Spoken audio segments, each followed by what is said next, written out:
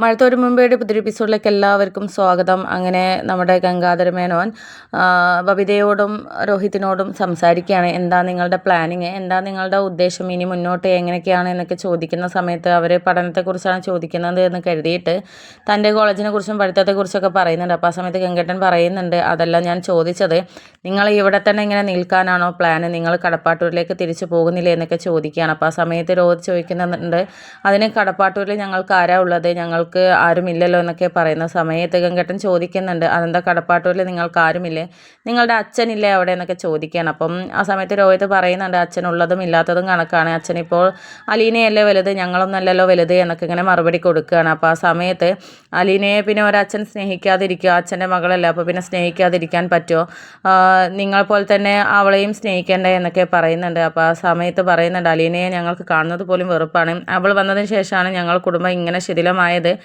ദ്രോഹമല്ലാതെ അവൾ ഞങ്ങൾക്ക് ചെയ്തിട്ടില്ല എന്നൊക്കെ പറയുന്നുണ്ട്. അപ്പോൾ ആ സമയത്ത് ഗംഗേട്ടൻ ചോദിക്കുന്നുണ്ട്, അവൾ എന്ത് ദ്രോഹമാണ് നിങ്ങൾക്ക് ചെയ്തത്, നിങ്ങൾക്ക് അവളെ കൊണ്ട് ഉപകാരമല്ലേ ഉണ്ടായത് എന്നൊക്കെ പറയുന്നുണ്ട്.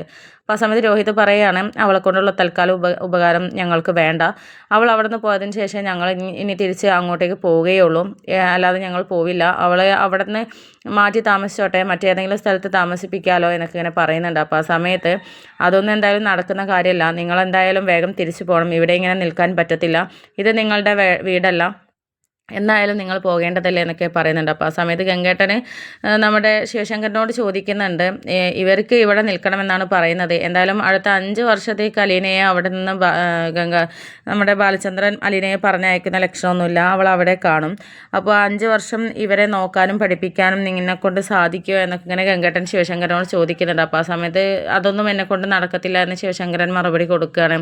അങ്ങനെ പിന്നീട് കമലയോട് ചോദിക്കുന്നുണ്ട്, നിനക്ക് ഇവർക്ക് അത്രയും കാലം വെച്ച് വിളമ്പി കൊടുക്കാനും ഇവരെ നോക്കാനും ഇവരെ ഡ്രസ്സ് അലക്കാനൊക്കെ നിന്നെക്കൊണ്ട് പറ്റുമോ എന്നൊക്കെ ചോദിക്കുന്ന സമയത്ത് കമലയും പറയുന്നുണ്ട്, അതൊന്നും എന്നെക്കൊണ്ട് പറ്റത്തില്ല, ഏറി വന്നാൽ ഒരു 5 മാസം, അതിനപ്പുറം ഒന്നും ഇവർക്ക് വേണ്ടി വെച്ച് വിളമ്പാനൊന്നും എന്നെക്കൊണ്ട് പറ്റത്തില്ല എന്ന് പറയുകയാണ്. അപ്പോൾ ആ ഒരു ഇത് കേട്ടിട്ട് ബബിതയും രോഹിത്തും ആണെങ്കിൽ ആകെ ഞെട്ടിത്തരിച്ച് നിൽക്കുകയാണ്. എന്നിട്ട് പറയുന്നുണ്ട്, എന്തായാലും സ്വന്തം വീട്ടിൽ നിൽക്കുന്നത് പോലുള്ള സ്വാതന്ത്ര്യത്തിലൊന്നും മറ്റാരുടെയും ബന്ധു വീട്ടിലും നമുക്ക് നിൽക്കാൻ പറ്റത്തില്ല, സ്വന്തം വീട് തന്നെയാണ്, അവിടെ നമുക്ക് എന്ത് സ്വാതന്ത്ര്യത്തിലും നിൽക്കാമെന്നൊക്കെ ഇങ്ങനെ ഗംഗാധര മേനോൻ അവരെ പറഞ്ഞ് മനസ്സിലാക്കുന്നുണ്ട്. അങ്ങനെ പിന്നീട് കാണിക്കുന്നത് മനു വീട്ടിലേക്ക് വരുന്നതാണ്. ആ സമയത്ത് നമ്മുടെ കമലയ്ക്ക് ഹോസ്പിറ്റലിൽ നിന്നൊരു കോള് വരുന്നുണ്ട്, കാരണം വൈജയന്തിക്ക് ബസ് സ്റ്റാൻഡറായിട്ട് നിൽക്കാൻ ആരുമില്ല, അവിടെ ആരെങ്കിലും ഒന്ന് വന്ന് നിൽക്കണം എന്നൊക്കെ ഇങ്ങനെ പറയുകയാണ്. കാരണം സുലോചനയ്ക്ക് പോയിട്ട് ഒന്ന് ഫ്രഷായി വരാനും കാര്യങ്ങൾക്കും വേണ്ടിയിട്ടായിരുന്നു വിളിച്ചുകൊണ്ടിരുന്നത്. അങ്ങനെ ഞാനിപ്പോൾ എന്ത് ചെയ്യാനാ, എനിക്കിവിടെ പിടിപ്പത് പണിയുണ്ട്, പിന്നെ ഇവിടെ നിന്ന് വേറെ ആരും വരാനില്ലല്ലോ എന്നൊക്കെ കമല മറുപടി കൊടുക്കുന്നുണ്ട്. അങ്ങനെ നമ്മുടെ മനു വരുന്ന സമയത്ത് എന്താ കാര്യം എന്നൊക്കെ ചോദിക്കുമ്പം വൈജാനിക്ക് അവിടെ ബസ് സ്റ്റാൻഡറായിട്ട് നിൽക്കാൻ ആരുമില്ലെന്നാണ് പറയുന്നത് എന്നൊക്കെ പറയുന്നുണ്ട്. എന്നിട്ട് ആ സമയത്ത് മനു ചോദിക്കുന്നുണ്ട്, അതെന്താ ഈ വീട്ടിൽ പെൺകുട്ടികളില്ല, അവർ ബബിതയോ ആരെങ്കിലും പോയി നിൽക്കട്ടെ എന്നൊക്കെ പറയുന്നുണ്ട്. അപ്പോൾ ആ സമയത്ത് അവർക്കൊക്കെ കോളേജിൽ പോവണ്ടേ, അവരുടെ കാര്യങ്ങൾ നോക്കണ്ടേ എന്നൊക്കെ പറയുന്നുണ്ട്. അപ്പോൾ ആ സമയത്ത് എന്നാൽ പിന്നെ നിങ്ങൾക്ക് പോയി നിന്നൂടെ എന്ന് മനു കമലയോട് ചോദിക്കുന്ന സമയത്ത് അത് ശരി, അപ്പോൾ പിന്നെ വീട്ടിലുള്ള കാര്യങ്ങളൊക്കെ ആര് നോക്കും, പിടിപ്പത് ജോലി ഇവിടെ ഇല്ലേ എന്നൊക്കെ പറയുന്നുണ്ട്. അപ്പോൾ ആ സമയത്ത് മനു പറയുകയാണ്, അതിനല്ലേ 2 പെണ്ണുങ്ങൾ ഇവിടെ വേറെ ഉള്ളത്, അവർ ജോലി ചെയ്യട്ടെ എന്നൊക്കെ പറയുന്നുണ്ട്. അപ്പോൾ ആ സമയത്ത് കമല പറയുകയാണ്, അത്രയ്ക്ക് നിനക്ക് ദണ്ണം ഉണ്ടെങ്കിൽ പിന്നെ നീ അങ്ങ് പോയി നിൽക്ക്, അലീന നിന്ന സമയത്ത് നീ ഒരുപാട് നിന്ന് സഹായിച്ചതല്ലേ, അതിനെക്കൊണ്ട് അതിൻ്റെ ഒരു എക്സ്പീരിയൻസ് നിനക്ക് ഉണ്ടാവുമല്ലോ, എന്നാൽ പിന്നെ നീ ചെന്ന് നിന്ന് കൊടുക്കുക എന്നൊക്കെ പറയുന്നുണ്ട്. അപ്പോൾ ആ സമയത്ത് മനു പറയുന്നുണ്ട്, അന്ന് പിന്നെ അലീനയ്ക്ക് ആരും ഇല്ലായിരുന്നല്ലോ, ഞാൻ മാത്രമല്ലേ കൂട്ടുണ്ടായിരുന്നുള്ളൂ എന്നൊക്കെ മനു പറയുമ്പോൾ, ഇപ്പോൾ അവൾക്ക് പിന്നെ എല്ലാവരും ഉണ്ടല്ലോ, എല്ലാവരും അവളുടെ കാൽപാദത്തിലാണല്ലോ, രാജകുമാരിയാണല്ലോ, ദേവതയാണല്ലോ എല്ലാവർക്കും അവൾ എന്നൊക്കെ ഇങ്ങനെ പറഞ്ഞ് ചൂടാവുകയാണ്. അങ്ങനെ പിന്നീട് മനു അവിടെ നിന്ന് നേരെ മുത്തശ്ശീൻ്റെ അടുത്തോട്ടാണ് പോകുന്നത്. മുത്തശ്ശിയോട് കമലയ്ക്ക് കോൾ വന്നതും കമല ഇക്കാര്യത്തെക്കുറിച്ച് സംസാരിച്ചതും ഒക്കെ തുറന്ന് പറയുന്നുണ്ട്.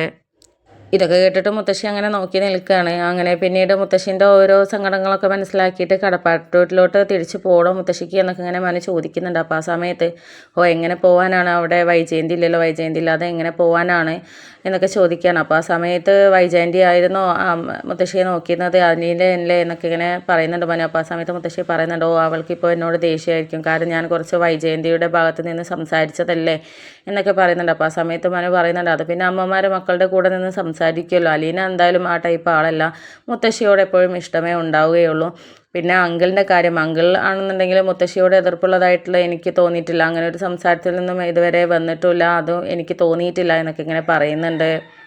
അങ്ങനെ പിന്നീട് മനു അവിടെ നിന്ന് പോവുകയാണ്. പിന്നീട് കാണിക്കുന്നത് ഗംഗേട്ടൻ തിരിച്ച് നീലഗിരിയിലോട്ട് പോവുകയാണ്. ആ സമയത്ത് പറയുന്നുണ്ട്, എന്തായാലും നിങ്ങൾ ഇവിടുത്തെ കാര്യങ്ങളൊക്കെ ശ്രദ്ധിക്കണം, വൈജയന്തിയുടെ കാര്യങ്ങളൊക്കെ നല്ലോണം ശ്രദ്ധിക്കണം, അവളറിയാതെ ശ്രദ്ധിക്കണം എന്നൊക്കെ പറയുന്നുണ്ട്. അപ്പോൾ ആ സമയത്ത് നിങ്ങൾ മുങ്ങുകയാണോ എന്നൊക്കെ ചോദിക്കുന്ന സമയത്ത് വൈജയന്തിയുടെ കാര്യത്തിൽ നമുക്ക് 3 പേർക്ക് മുങ്ങാൻ പറ്റില്ല, എന്തായാലും ബാലചന്ദ്രൻ്റെ മകളാണ് എന്നുള്ള വിശ്വാസത്തിൽ നിന്ന് തന്നെ പോകട്ടെ, എന്തായാലും മറ്റേ ബന്ധത്തിൻ്റെ കാര്യങ്ങളോ അവൾക്ക് വർഷങ്ങൾക്ക് മുമ്പ് ജനിച്ച കുഞ്ഞാണ് അവൾ എന്നുള്ള കാര്യമൊന്നും തൽക്കാലം അവൾ അറിയണ്ട, അതറിഞ്ഞു കഴിഞ്ഞാൽ പിന്നെ നമ്മൾ വിചാരിക്കുന്നിടത്തൊന്നും കാര്യങ്ങൾ നിൽക്കത്തില്ല എന്നൊക്കെ പറയുന്നുണ്ട്. എന്നിട്ട് ഞാൻ പോകുന്ന സമയത്ത് കടപ്പാട്ടൂരിൽ കയറിയിട്ടേ പോവുകയുള്ളൂ എന്നൊക്കെ പറഞ്ഞിട്ട് ഗംഗാധരൻ യാത്ര പറഞ്ഞിട്ട് അവിടെ നിന്ന് ഇറങ്ങുകയാണ്.